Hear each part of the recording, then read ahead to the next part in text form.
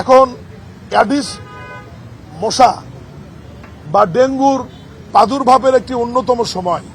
আপনারা জানেন যে আমার নেতৃত্বে জাতীয় টাস্কফোর্সের একটি কমিটি করা হয়েছে অভিযান পরিচালনার জন্য, সচেতনতা বৃদ্ধির জন্য এবং প্রতিরোধমূলক ব্যবস্থা গ্রহণের জন্য। আমি গত টানা 3 দিন উত্তর এবং দক্ষিণে ঘুরেছি টাস্কফোর্সের সদস্যদের নিয়ে।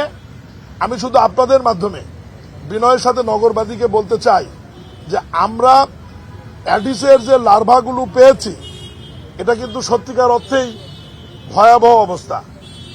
50% অধিক রেস্টুরেন্ট, আন্ডার কনস্ট্রাকশন বাড়ি এবং সরকারি স্টাফ কোয়ার্টার এবং বিভিন্ন অ্যাপার্টমেন্টের বেসমেন্ট, ছাদে, ফুলের টপে আমরা 50% অধিক জায়গাগুলোতে আমরা এই লার্ভাগুলি উৎপত্তি স্থল পাচ্ছি, শনাক্ত করেছি, যা সত্যিকার অর্থে আমাদের জন্য খুবই দুঃখজনক এবং খারাপ। এই যে রোদ বৃষ্টি, এই ওয়েদার হচ্ছে আপনার অ্যাডিসের লার্ভা উৎপাদনের জন্য সবচাইতে মোক্ষম সময়।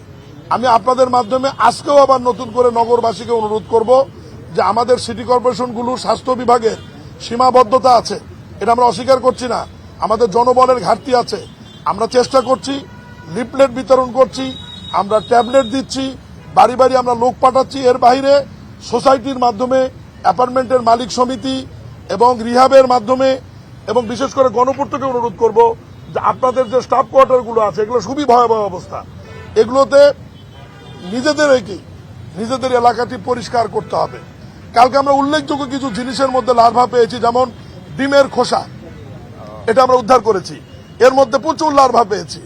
ডাবের খোসার মধ্যে পেয়েছি। রং করার পরে যে রঙের ডিব্বা, এটা অনেকে ফেলিয়ে দেয়, ওই ডিব্বার মধ্যে যে পানিটি ছিল এর মধ্যে আমরা লার্ভা পেয়েছি। এর মধ্যে ওয়ান টাইম যে গ্লাসগুলি, এর মধ্যে আমরা লার্ভা পেয়েছি পানির মধ্যে।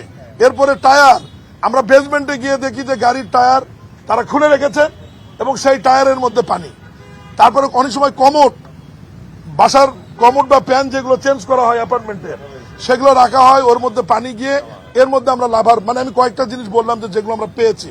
এবং আধুনিক কিছু রেস্টুরেন্টে সৌন্দর্য বর্ধনের জন্য অনেক প্লেটের উপরে সুন্দর কিছু রেখেছেন, কিন্তু ওই সৌন্দর্যের নিচে যে পানিটা আছে এর মধ্যে আমরা লার্ভা পেয়েছি।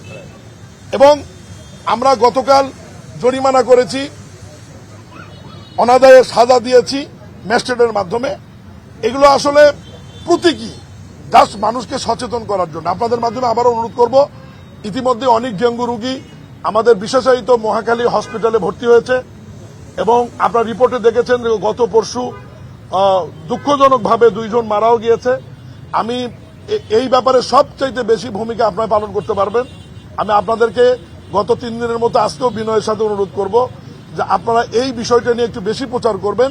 যে যার আঙ্গিনা, বাড়ি, বেসমেন্ট, ছাদ এবং ফুলের টপ নিজেরাই যেন এই সময়টা একটু বেশি বেশি করে পরিষ্কার পরিচ্ছন্ন রাখেন, তাহলে এই বিষয়গুলো থেকে আমরা মুক্ত পাব। আমি আপনাদেরকে আরেকটা কথা বলি, এই ঢাকা শহর সহ বাংলাদেশের পরিষ্কার পরিচ্ছন্নতার লেকগুলো নিয়ে মাননীয় প্রধানমন্ত্রী দায়িত্ব নেওয়ার পর থেকে কমপক্ষে 15 থেকে 20 বার আমাদের নিয়ে বসেছে দফায় দফায়, এবং ওনার একটা স্পষ্ট বক্তব্য যে আমরা বাংলাদেশকে সিঙ্গাপুর বানাবো না, আমরা বাংলাদেশের ইউরোপের কান্ট্রিও বানাতে চাই না, কিন্তু একটা বসবাসযোগ্য বাংলাদেশ করতে চাই, বসবাসযোগ্য নগরী করতে চাই, যে যেখানে ময়লা আবর্জনা একটা সিস্টেমের মধ্যে থাকবে, যেখানে মানুষ চলাচল করবে, ফুটপাতে রাস্তায় ময়লা থাকবে না।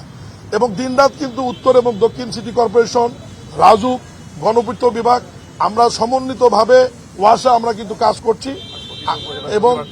এবং শনিবার করে আমাদের একটা ক্লাস প্রোগ্রাম ধরা আছে, প্রত্যেক শনিবারে উপজেলা লেভেলে স্কুল কলেজগুলি পরিষ্কার পরিচ্ছন্নতার একটা কর্মসূচি জাতীয়ভাবে দেওয়া আছে, যে কমিটিরও আমি প্রধান, মাননীয় মন্ত্রী ওই কমিটির মেম্বার আছে, যে প্রত্যেক শনিবারে স্কুলের পক্ষ থেকে স্কুল কলেজগুলো পরিষ্কার পরিচ্ছন্ন রাখতে হবে, ওয়াশরুম, ক্লাসরুম একদম ম্যাসিভ আকারে, এবং সেটা এখনো কিন্তু চলমান আছে।